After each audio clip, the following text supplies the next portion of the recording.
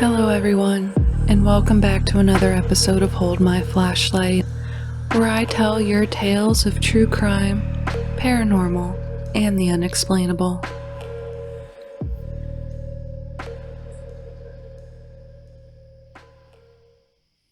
Our first story was given to me by Reddit user Dana Sarah 33, where they have some run-in with the local folklore, titled, Why You Should Always Ask for Permission Before Setting Up a Camp on the Tundra. So this story is from 2008. There was a guy, let's call him Ollie. It was late August and he was doing nothing in the summer, so he decides that he should take a camping trip over the tundra.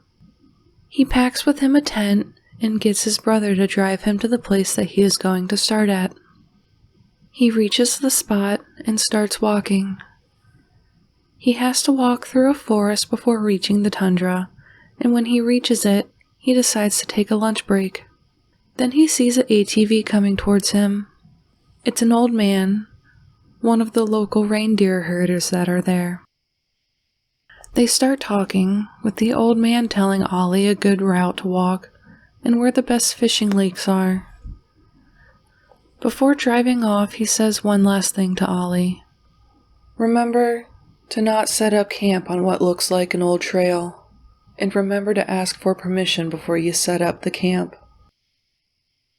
He then drives off. Ollie continues walking, and he just laughs at the old man. Ask permission? What nonsense.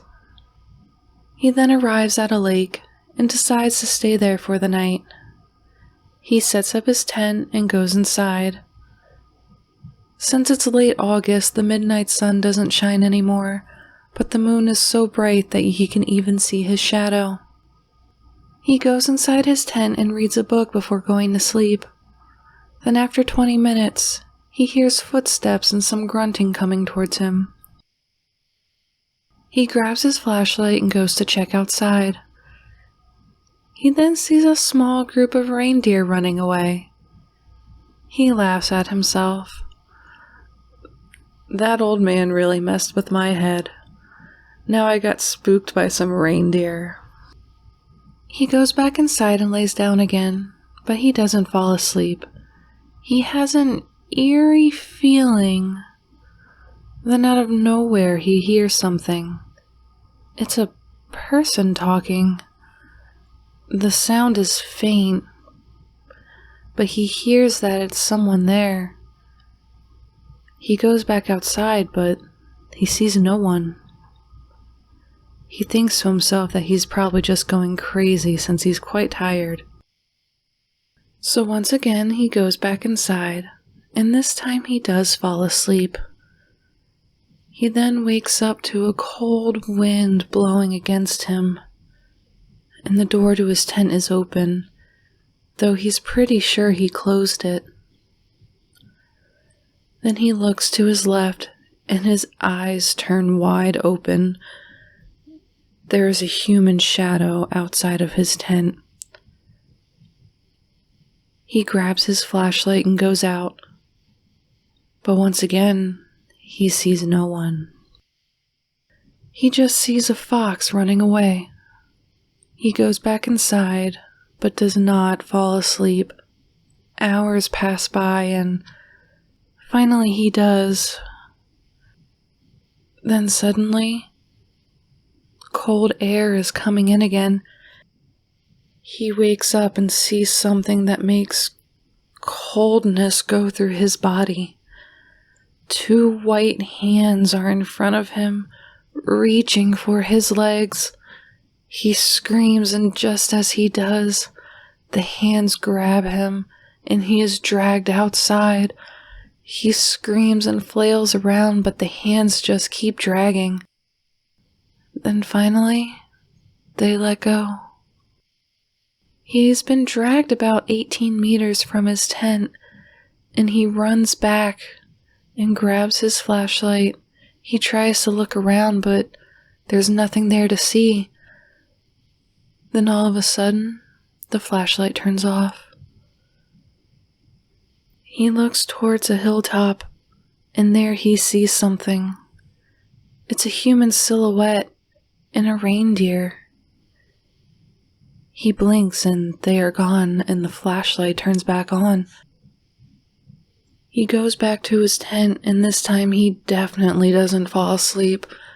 Morning comes and he finally falls asleep in the daytime. He wakes up to the sound of an ATV coming towards him. It's the old man again. He goes outside, and the first thing the old man says to Ollie is, "Looks like someone hasn't slept this night. Didn't you do as I said?" He then laughs it off. He helps Ollie pack up his camp and tells him to pick up some shrubs so they can make a fire. Ollie picks up some shrubs and the old man makes a fire, and he gives Ollie some reindeer meat that he can grill on the fire. While they are eating, the old man stands up and looks towards the hilltop. He then starts talking in the Sami language, something that Ollie doesn't understand. He then sits down again and tells Ollie a story. This lakeside is the old migration route of Batos Ailu, Ailu of the mountains. He used to camp here when he was alive, while his herd grazed on that hilltop. I know he disturbed you this night, and I can see he dragged you. I asked him for forgiveness, and said that you didn't know that he used to live here. Bavtos Ailu said to me that this was just a warning, so that you learned something. Ollie turns white. He hasn't told anything to the old man about his night. They pack up and the old man gives Ollie a ride over some rivers on his ATV. Ollie continues his trip over the tundra and remembers to ask for permission on each place he sets up camp. And he sleeps undisturbed each night now. Then one day on Ollie's trip, he meets a man about 30 years old, and his name is Nihilus. They stop and talk, and Ollie asks Nihilus if he knows the old man. Nihilus tells him that the old man is called Rusavaki Mahate, Mahate of the Cross Valley. Ollie also tells Nihilus about the night he experienced. Nihilus just laughs at him and says, "You did the same mistake as I did when I was younger. I also set up camp and didn't ask for permission. You could bet that I did not sleep for the whole night. That Mahati, he is not a normal person. He is said to speak with the dead, and he sees things that other people can't see. He knows everything of these mountains and this tundra, and all of its story. He has also been said to heal people. There was once a child that had accidentally cut himself with a knife, and luckily Mahati was there. He stopped the blood and held the wound with his hands. The child also stopped crying, and when the ambulance arrived, the child said that it did not hurt anymore. The cut was also quite deep, as you could almost see the bone. And the child recovered really fast, too." Ollie continued his trip until he finally arrived to the town he was walking to. There he took a bus back to his hometown and was quite tired from his trip. So this is just a reminder. If you are going on a camping trip, remember to ask for permission. You never know. The dead might still use that place as they walk the endless journey across the wilderness.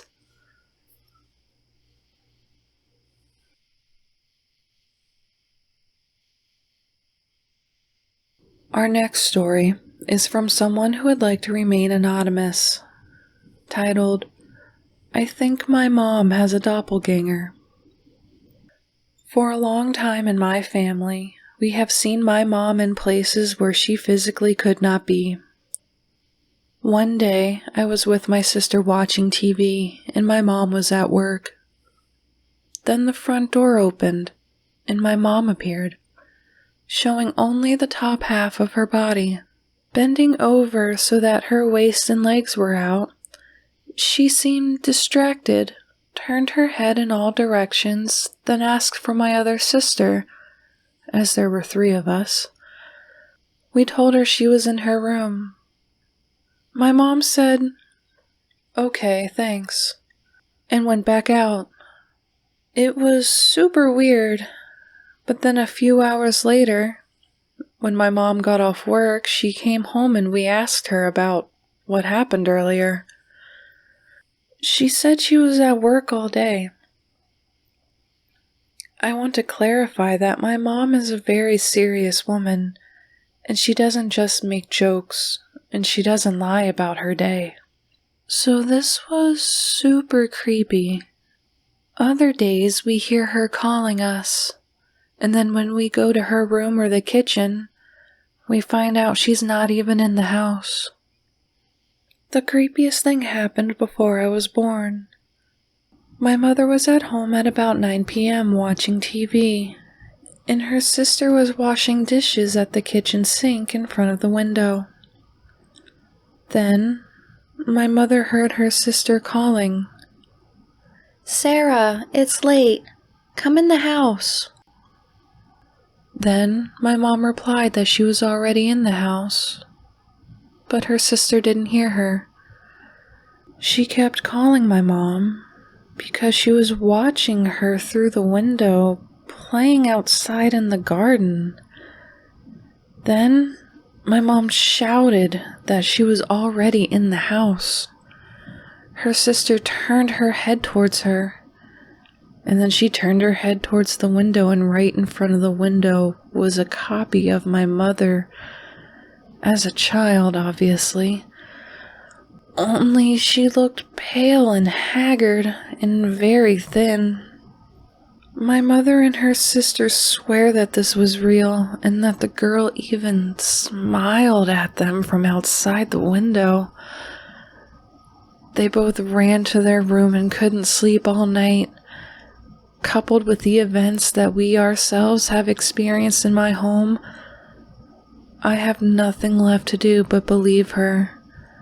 I have even seen my mom at night walking through our rooms and leave without saying anything, and she is not a sleepwalker.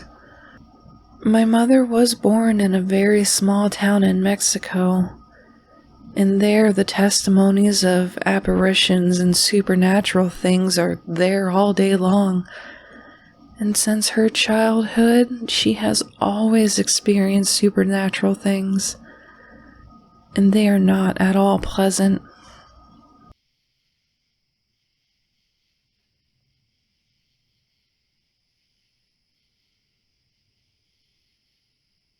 Our next story was given to me by Reddit user KaiGaming099, titled, "A Weird White Unidentified Animal." This occurred in the middle of September in 2014 when I was 10 years old, at the beginning of 5th grade. When I was a kid, I would go to my neighbor's house to jump on their trampoline in the backyard. I jumped on it so much that I didn't have to ask anymore, because I was there 4 times a week, every week for 2 years. One Saturday night, my friend and I, we'll call him Jay, decide to go jump on the trampoline at about 5:30 p.m. We crossed the street, walking across the road, and went down their hilly backyard, and then got on the trampoline.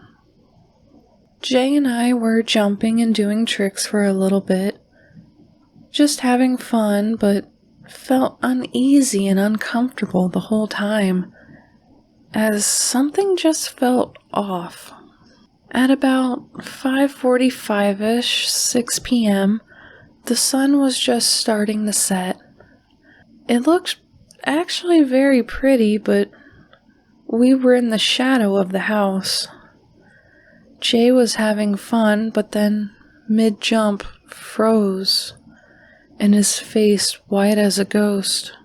He slowly and shakily pointed his finger towards the dense trees and said, in a very scared voice, "OP, what the hell is that?" I'm already crapping myself, but slowly turn around.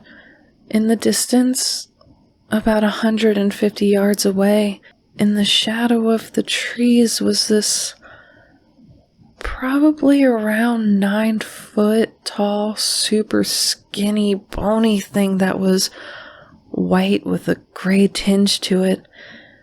Its head was this massive oval shape like a football. It had foot-long claws and huge fangs in its mouth, and bright white piercing eyes.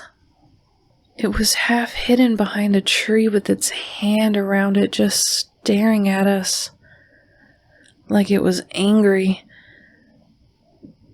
Jay and I stared at it, horrified and in disbelief, for probably 10 seconds. But it felt like 10 minutes. It was like we were in a trance and couldn't move, either out of fear or because of it. This thing looked like it was going to run at us. I could just feel it.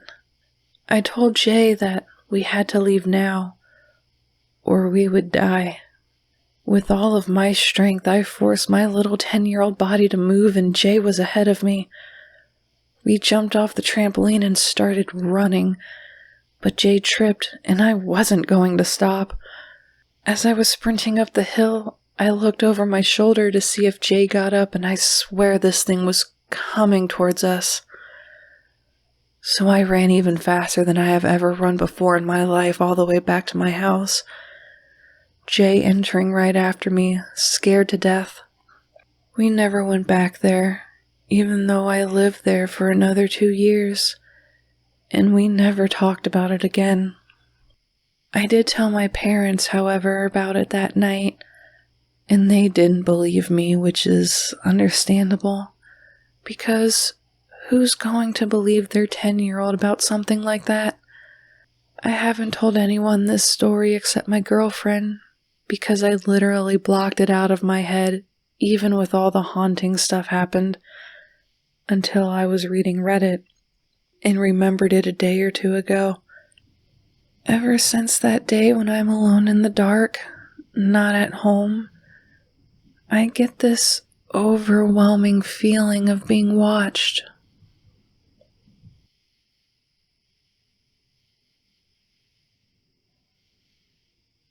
Our final story was given to me by Reddit user Mr. Person 30, titled "A Bit of a Long Story, but Here's My Experience." This is a true story that happened to me years ago, but I still remember it vividly. I knew something was off. Whenever I was in a room alone, especially with my back to the entrance, it felt as if I wasn't alone, and whatever it was didn't seem to be looking for a friend, more of a victim. I never felt this when I was anywhere but home, but it was still horrifying for any 7-year-old. In my bedroom one day, I was with my sister, and we were sitting on my bed playing Connect 4. I had just won when we heard a knock on my door. A solid knock from the knuckles.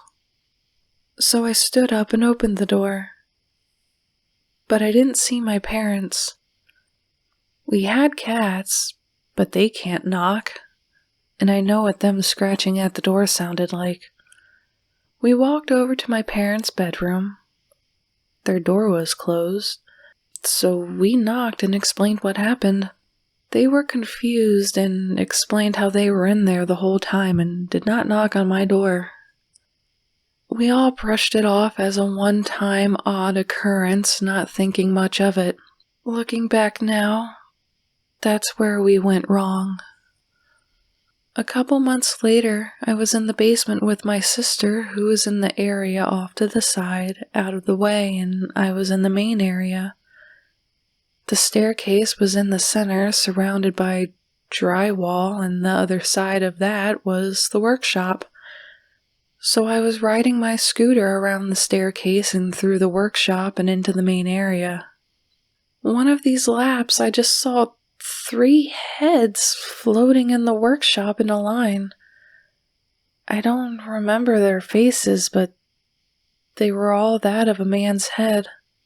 They weren't moving up or down, just facing forward all the same direction toward the staircase. I stopped as I was confused and in shock, and I didn't see how they could be there. And then they weren't there on my next lap around. I found my parents and explained this to them. They were confused as I was. We didn't know what to do. I was only 7 or 8 years old, and I'm not exactly what you would call a reliable source. And we didn't do anything because we couldn't. Fast forward another few months, and I'm in the shower rinsing my hair. We had a mirror on the wall of the shower, and I saw something out of the corner of my eye. I looked up and at the mirror directly. I saw a black figure emerging from the wall, just the shape of a torso and an arm extended at my left shoulder, about to make contact with me. Then it vanished. And then I heard a loud drop of water, like a water bottle's worth of water had fallen into a bucket or something. But the only place there could be a bucket that I'd hear that and not see is the closet behind the bathroom and in front of my bedroom door. But the closet is full and no room for a bucket. I step out of the shower terrified without even bothering to dry off. I step out of the bathroom and tell my parents, who are sitting in the room next to the bathroom, what had happened. I was shaking and cold and could barely get a word out. My dad sat in the bathroom as I finished my shower. That was the last shower I'd ever taken in that bathroom. At this point, my mom admitted she felt like she was being watched too whenever she was working in the basement. Fast forward to a couple years back, and my parents have a friend over who knew about this, and she supposedly knows about paranormal stuff, and she said she felt a presence, and not a good one. We also found a Ouija board from my mom's parents. None of us ever touched it. We gave it to that same friend who knew what to do with it.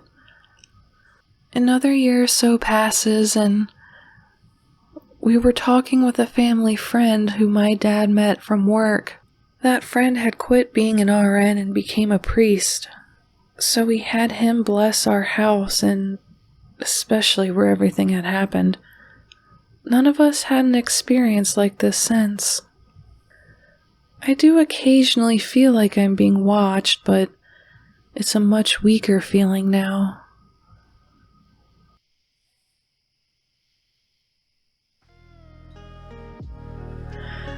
That's all I have for y'all this evening. If you have a story of your own that you would like to share, you may do so by emailing it to me at holdmyflashlight@gmail.com or by posting in the subreddit r/holdmyflashlight. You may also follow me on Twitter at HMFstories and on YouTube. And if anyone is particularly interested in helping this podcast grow, you may join the Hold My Flashlight Patreon. Okay, everyone. Good night.